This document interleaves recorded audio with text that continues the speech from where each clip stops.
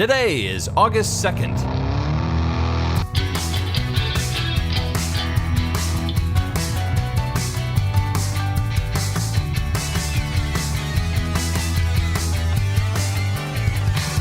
It's the 215th day of the year, and this is the On This Day podcast. On the night of August 1st, 1943, 4 squadrons of PT boats head out on a mission to intercept Japanese convoys in the Blackett Strait in the Solomon Islands, east of Papua New Guinea. One of the 15 boats leaving port on that night in the Pacific Theater is PT-109, under the command of Lieutenant John F. Kennedy, a 26-year-old Harvard grad from Boston, Massachusetts, and the future 35th President of the United States. The PT boat that Kennedy pilots is a motor torpedo boat with 3 engines, 4 torpedoes, 2 50 cal guns, a 20mm cannon, and a wooden hull. PT boats are powered by aviation fuel, so more often than not, a direct hit to a PT boat results in a totally catastrophic explosion. The 15 PT boats depart their base on Rendova Island on the 1st, tasked with the mission of taking out the Tokyo Express, or at least causing problems for it. The Tokyo Express is what they call the regular Japanese convoy, carrying supplies to soldiers fighting in the islands to the south. The PT boats have been running nightly operations against the Tokyo Express, and on August 1st, like clockwork, a Japanese convoy approaches. 3 transports and an escort. The PT boats attack, firing dozens of torpedoes. Few, if any, do any damage, and the Japanese convoy continues on its way.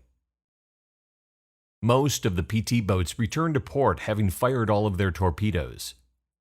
3 boats stay behind in the dark narrows of the Blackett Strait, waiting for another convoy to present itself. Among those boats is PT-109. The 3 remaining PT boats fan out across the strait and wait. As PT-109 idles in the water, the crew listens. It's a starless, moonless night, nearly impossible to see anything, a darkness that is disorienting. They hear another vessel approaching. When it's a few hundred yards away, they begin to make out its shape. At first, they think it's another PT boat. But as it approaches, they realize it's a Japanese destroyer. Kennedy quickly tries to bring the boat to bear so they can fire their remaining torpedoes on it, but it's too late. At 2:30 in the morning on this day in 1943, the Japanese destroyer Amagiri rams PT-109's starboard side and splits the boat in 2. Kennedy is tossed about the cockpit and many of the crew are thrown into the water. Fuel spills into the water and ignites. Kennedy orders those still on board to abandon ship for fear the whole boat will go up in flames. The fire is seen across the strait by the other PT boats. Looking upon the flaming wreckage in the distance, their crews assume no one on board PT-109 has survived. But there are survivors. 2 of the crewmen are missing. Harold Marney and Andrew Kirksey are never seen again, most likely killed on impact.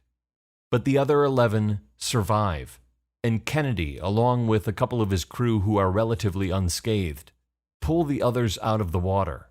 Kennedy swims out and pulls one severely injured back by his life vest strap, while goading another one on to keep him swimming back to what's left of 109. Another, Leonard Tom, pulls in one of their comrades who is incapacitated after swallowing a good amount of gasoline. Kennedy, Tom, and the others gather all the surviving crewmen on the wreckage of PT-109. John Kennedy, who enters the Navy with a bad back from a college football injury, ruptures a spinal disc in the collision and is in worse pain than ever. As much as he can bear it, he puts it out of mind and focuses on the task at hand, keeping everyone alive and getting them safely back home. They don't dare fire their flare gun and run the risk of alerting the Japanese to their position, so they cling to the sinking boat throughout the inky black night. A few hours later, in the morning light on this day in 1943, they can see that there is no saving their boat. What there is of it is not going to be afloat much longer. They abandon PT-109, and Kennedy leads the men on a swim to a nearby coral island that's no bigger than a football field. Despite his terrible back pain, Kennedy is an athletic swimmer, a member of the Harvard swim team. He tows one of his injured mates, Patrick McMahon, the entire 3.5-mile swim to the island, at times clamping McMahon's life vest strap in his teeth as he swims. For the next 6 days, the crew of PT-109 hides out, first on the tiny island they call Bird Island, staying out of sight of passing Japanese ships during the day. At night, Kennedy and George Ross take turns swimming out into the Ferguson Passage, treading water for hours waiting in case any PT boats pass by. Then, a few days later, Kennedy leads them to nearby Olasana Island, hoping to find fresh water and more food options other than just coconut water. But they're out of luck. The next day, Kennedy and Ross try yet another island, Nauru. There they run into some native islanders who at first are wary of the castaways.